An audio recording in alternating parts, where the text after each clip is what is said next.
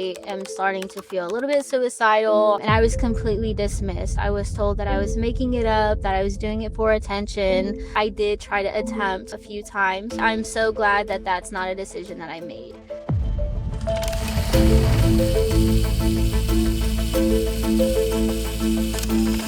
Welcome to Real Human Stories, where we speak with people about their lived experience with mental health treatments that are barely known. Today's conversation is with Angelique. She joined the Army at 17 and saw many people were struggling, but those struggles often went unseen or unsupported. After getting out of the military, she found herself working at a mental health clinic and learning about a treatment called TMS. She watched it change people's lives and eventually decided to do it herself. Now, TMS, or transcranial magnetic stimulation, is a simple, non-invasive treatment that uses magnetic pulses to stimulate the part of the brain associated with depression. It's been FDA cleared since 2008, and over 6,000 studies have shown it to be highly effective. Angelique started treatment about 6 weeks ago and only has a few sessions left. Here she is. Well, thank you so much, Angelique, for joining us on today's call. So you joined the Army at 17 years old. Can you talk to me a little bit about what you were looking for at that point in your life? I didn't really know what I wanted to do outside of high school. I knew I wanted to go to college. I wanted to pursue a degree, but from my childhood and seeing my mom struggle like to pay for her own college, I didn't want to put her in that kind of a situation. And I knew that the military pays for your college. So I just decided, let's get away from home. Let's see what the military has to offer. So I enlisted at 17, and so from there I was able to start school. I changed my degree path twice, but I'm currently still in school to get a bachelor's in social work. So that's something that I was able to work through the military and continue after the military as well.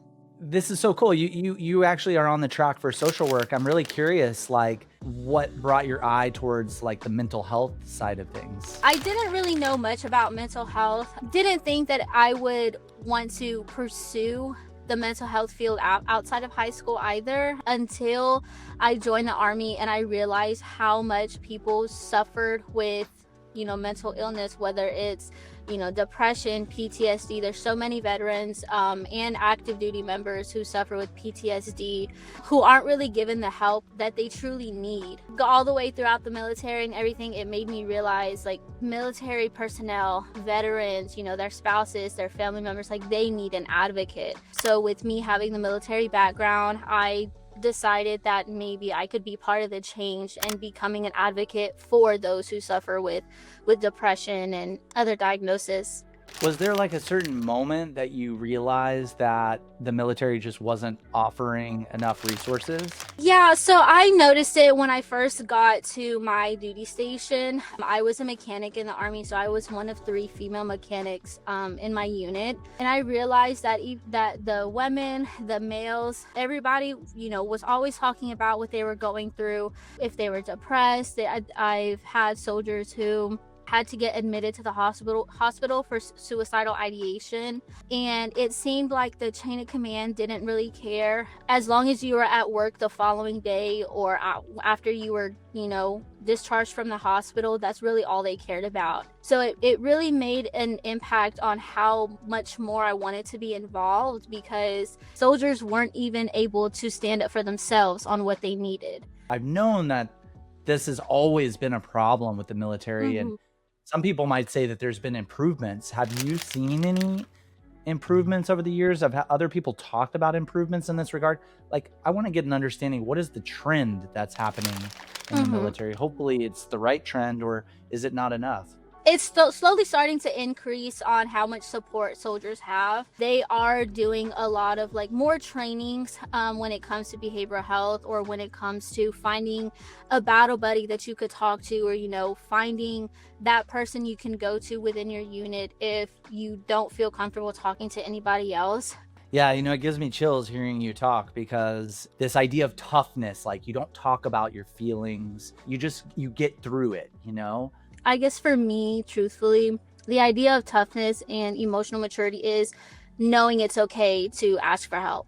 I personally think that the toughest thing that anybody could do is reach out for help, is to get the help you need, because we're already in a cruel world. There's a lot of cruel things happening day in and day out, and the cruelest thing you can do to yourself is not get the help that you need. Truly, the toughest thing for me is to know, like, it's okay to get help. It's so interesting because we're talking about battles, right? We're talking about how to prepare yourself to battle. You're not really preparing yourself to battle if you're unable to face the battle that's right there in front of you. The battle that's Exactly. right there in your mind. But let's talk a little bit more about you, Angelique, if you don't mind. When did you start to see that battle in yourself? It started at home first. It started with my upbringing. I grew up with, just my mom. So I really didn't have that stability. And then as I was growing up, it was a lot of childhood abuse, not from my family or from my mom, but really just the men that she would bring around, and witnessing that abuse. I didn't really realize it until I was in high school, where I just didn't have like any joy in life anymore. And it's so crazy that it started at such a young age. I didn't want to go to school. I would rather lay in bed all day. I was trying to help myself without having a cry for help, if that makes sense. Especially in high school, everybody's like, well, how can you deal with depression and you're in high school? You haven't experienced life yet. But it goes so deeper than that.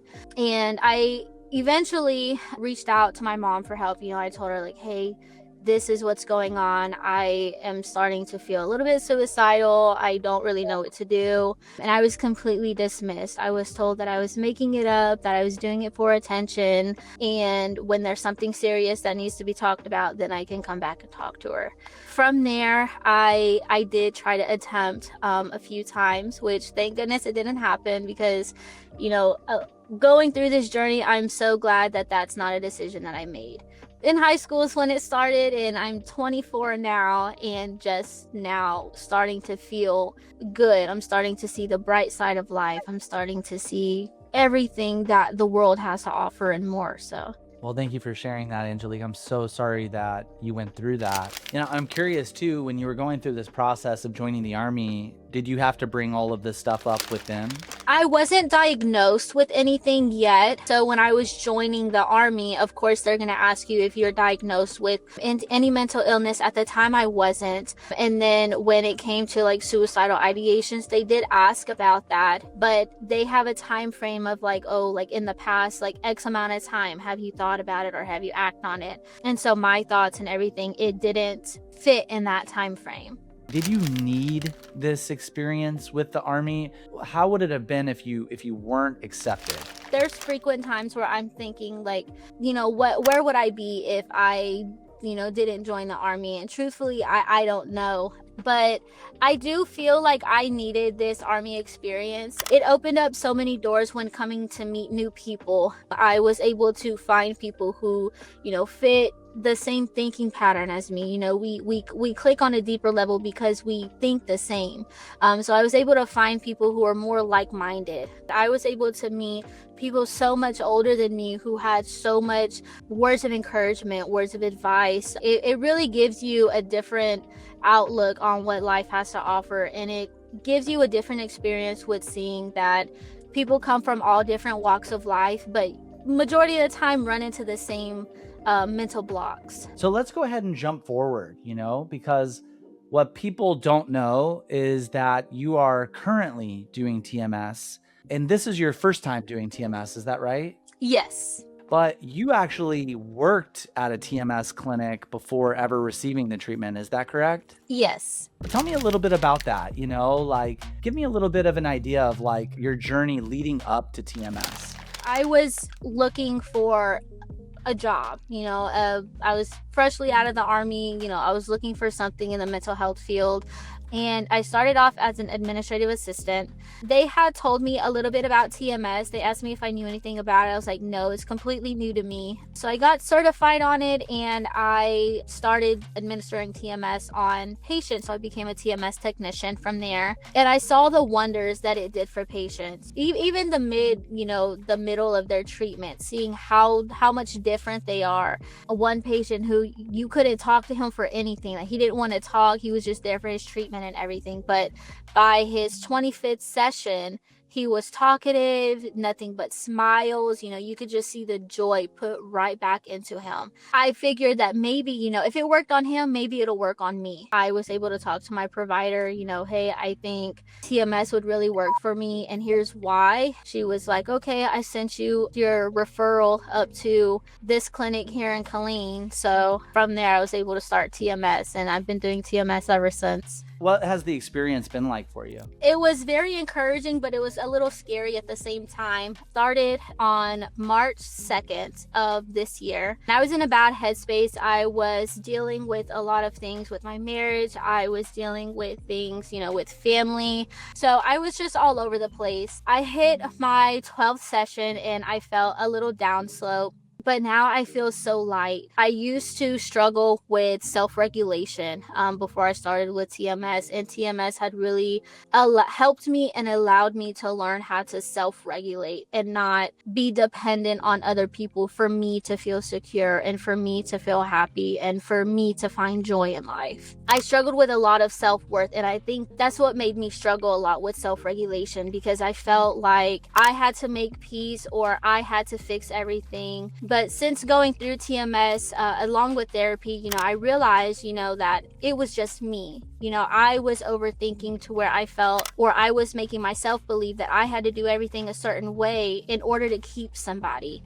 When in reality, that wasn't it at all. It was, there was an enemy in my head that was wanting me to believe that everything was always my fault. So learning how to self-regulate really makes you realize that there's so many other ways that you can fix a problem. There's so many other ways that you can come to a common ground without putting all the blame on yourself, or without feeling like this is all on me, and if I don't fix it, I'm in the wrong, or if I don't fix it, I'm still going to be the problem, when in reality, you were never the problem to begin with. So TMS, you're saying TMS is what kind of helped you get there? Yes, I feel like TMS helped me get there because, TMS, it stimulates a part of your brain that, isn't really active every day. So with reactivating the parts of my brain that were just dead silent, it allowed me to think more clearly, and it allowed me to see behind the mental blocks. It allowed me to see behind the reality behind the real problem. Because a lot of people say, they do TMS and it starts to make them feel better, like you feel lighter, just like you described. But then it also almost forces you to address certain issues, a certain baggage that you've had that you haven't been equipped yet to handle or to unpack. Have you noticed that with yourself at all? Before I started TMS, my self-worth, it just wasn't there. I didn't really feel like I had any purpose. I didn't feel like I was worth anything, like my presence was worth anything in other people's life. But with TMS and in my sessions, part of unpacking that baggage for me is really just to, give myself affirmations. I will say, on my first session, my technician had gave me a sheet that had all these self-affirmations, and I just thought it was so crazy because that's the one thing that I struggled with the most. That's been helping me, especially with therapy, is I can remind myself that I am worthy, I deserve to take up space, that my feelings matter too. While there is that package to unbag, there's different ways that I've been able to help myself and really unpack everything while also giving myself grace. The first time that I have actually started to work on myself and prioritize myself makes me realize that it's possible to unbag, it's possible to get over, and it's possible to overcome. I love that. And I love that you're doing those affirmations. You are incredibly valuable. You're incredibly important. You've put yourself in positions to make an impact in other people's lives. And you didn't have to live that way. Even no requirement of you to think in that way or to be that type of person. And you definitely are. Thank you. Thank you. I want to take this as an opportunity actually for you to share that perspective. What are things that people don't realize military personnel might be going through? What do other people not realize about that? yes, the military is lonely. A lot of people, see it as, oh, you get to travel the world, you make X amount of money and all this other stuff. But in reality, it's like you're moving away from home. You're moving away from something that you've known your entire life. You're walking into the unknown. I really hope that people will start to be more aware of how lonely the military is, because, you don't have that immediate family, that you can just take a drive to go see whenever you're feeling down or whatever you need an uplift. I think that is the most important thing, to reach out and check on, your loved ones, whether they're in the military or whether they're not, because you never know what anybody is going through. I appreciate your perspective on everything. And a big aspect of this is that people can watch this interview, can hear you talk about your experience and to hopefully gain some trust in some of these treatments that they don't really know much about. So why should someone in the military, first of all, why should they learn to talk about how they're feeling? Why should they consider such an outrageous treatment like TMS? It's so much more.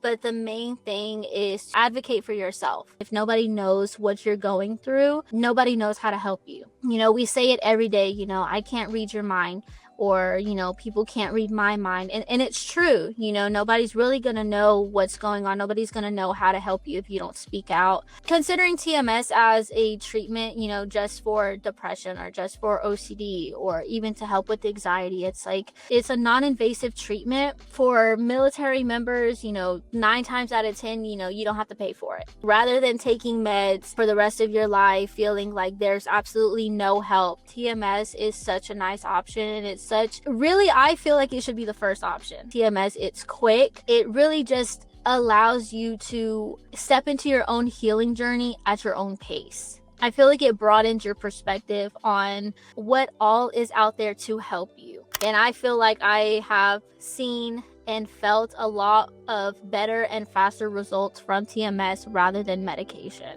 100%. That's amazing. We can just set the stage and imagine that someone's on their phone right now and they're just kind of scrolling through and they have been struggling for a long time. They have no idea that a treatment like TMS even exists. So maybe they stop and they listen to you speak. Is there anything that you want to say to that person? Do not forget or neglect yourself, because it's important to know that you matter too.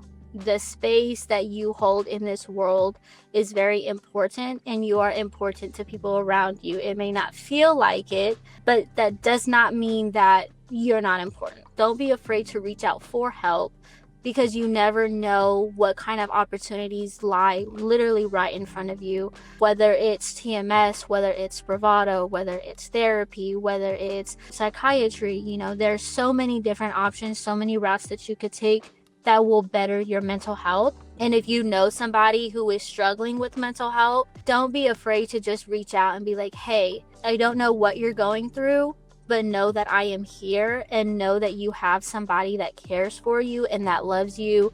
And if there's anything I can do, don't hesitate to reach out. You never know what anybody is going through, so just be kind to one another. And, at the end of the day, we are all brothers and sisters in Christ. So just love each other, and we all have one goal in the world, and that's to live a happy and successful life. And just be part of that. Be part of somebody else's success. Be part of somebody else's happiness. So that's all I really have to say. Oh, that's beautiful, Angelique. It's super clear that this is something that you've learned for yourself too. Yes. And I love what you said.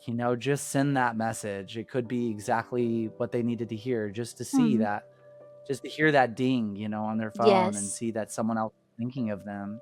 I appreciate that. I appreciate you sharing your heart with us today. And thank you so much for joining. Yes. Thank you for this opportunity to share my story. I really do appreciate it. That was Angelique. Now, what stood out to me the most was not just her progress, but the shift in how she sees herself. Stories like this matter, not because it tells you what to do, but because it expands what you originally thought was possible. Now, if this conversation meant something to you, please share it with someone who might need to hear it. This is Real Human Stories, helping people to see what's possible in mental health.